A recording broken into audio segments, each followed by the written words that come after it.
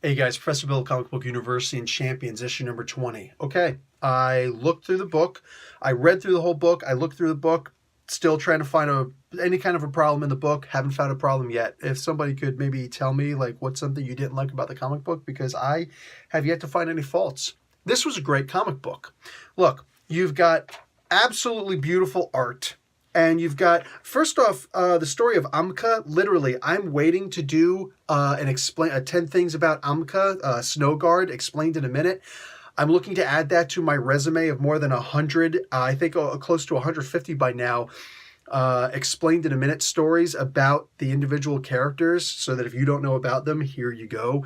And holy crap, this one's all but done. All I really need is a little bit more art, so that I can actually have some pictures to show you guys about Amka Snowguard, because, wow, awesome. You guys don't know her powers yet, but I do. And they're actually kind of cool. If you want a hint, the character actually, one of the characters who she kind of mimics powers from appears in the comic book. You're going to have to buy the comic book and look in the end to see that. But hey, Sam Alexander almost died. If we remember that, I actually had to ask Jim Zub directly, face to face, dude, you're not actually killing Sam Alexander Nova, are you? He's like, no, I think he'll be, in his exact words, no, he's going to be fine. Okay, good. And he does actually live in this. And he gets saved by the same person who almost kills him. The Master of the World. Yeah. Do you guys remember the Master of the World? I'm an old Alpha Flight fan from way back in the day. You might think that's standard because, oh, you're Canadian, right? No, I'm in Canada. I'm married to a Canadian. I'm actually American.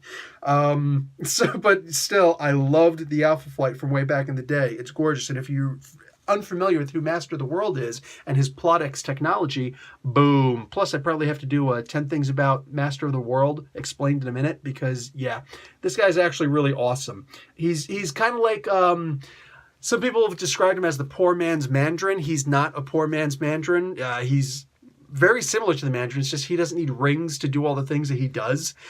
Anyway, yeah, he's freaking awesome. For all intents and purposes, he's freaking awesome. And this is, like, just, look, I said the art was good in this book. Look, this is Sean Izakse. Sorry if I'm ruining your name, brother. We're going to be on a first-name basis just because I'm not going to butcher Sean.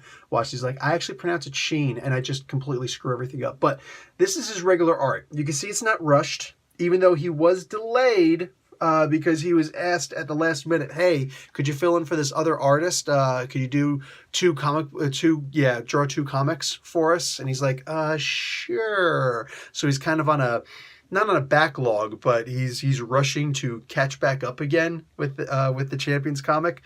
But yeah, he what do you call it? He kind of got flustered with a whole bunch of other art thrown at him. So according to Jim Zub, that's the reason why Jim took. One of the 2 reasons why Jim took 2 issues of the 2 issues that the Infinity Countdown comic book is going to come out with, tie-ins for Champions. So Infinity Countdown Champions, issue number 1 and 2. We should expect them pretty soon. And the good thing that I found out about those is he's actually going to tie them into the comics. So I believe that the next issue that we should read is that issue, then come back to issue 21, then go back to issue 2 of Infinity Countdown Champions, and then issue number 23 or 22, 23, well, I forget where I was. Doesn't matter. The idea is, boom, come right back to the comic book.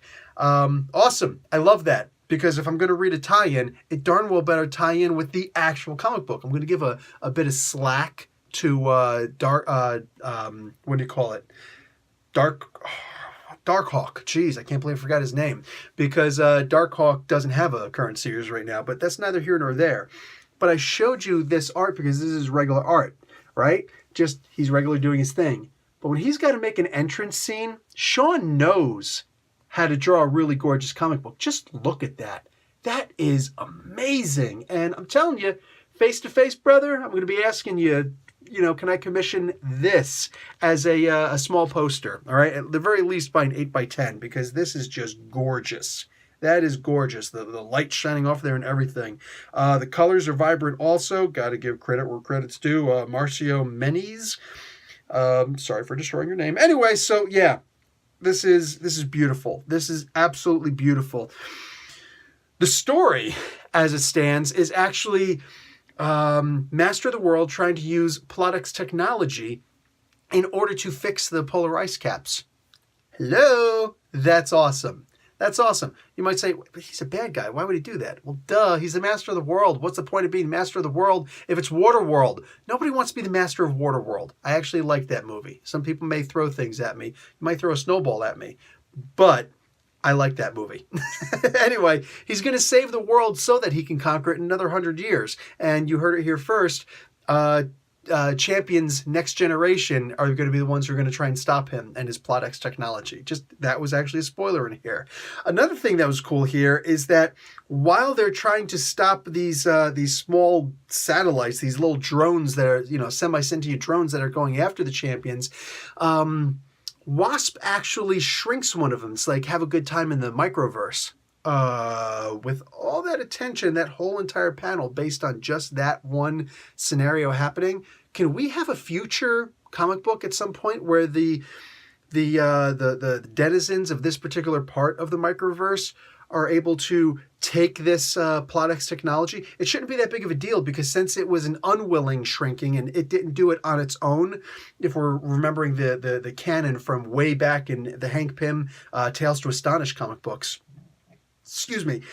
Since this drone isn't going to shrink on its own, that means that it doesn't have its proportional strength of the regular world down there. No. Instead, it's going to have the regular strength down there, so it'll be powerful, but they might have tech that'll overwhelm it, in which case they can therefore reverse engineer it and then make an attack on the champions. I'm just saying that's an open storyline that you just, I'm not laying any kind of claim on that whatsoever. I just want to read a good story.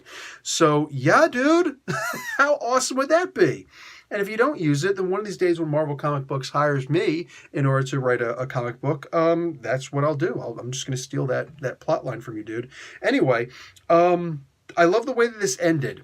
The way this ended was actually cool because we do get an appearance from the Alpha Flight, and it looks as though Alpha Flight and the champions are going to be facing off against each other. That could work. That could work because the team that actually showed up, you got some powerhouses there and you got some regular people there. All I'm saying is if I don't see a cartwheel attack by Puck, that's it. I'm done. All right?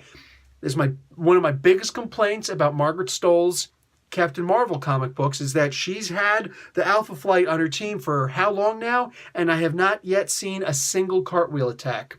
That is a fail in my book. That is a fail. So I'm hoping next issue, cartwheel attack, make it happen. I will be happy. All right, I'm going to give this comic book an A. This is wonderful. Every single thing about this. This is a superstar team writing and drawing an amazing and compelling comic book. There's really not too much else to say about it except, hey, Professor Bell, Comic Book University, class dismissed, and look for my plot in the future of the invasion of the microverse.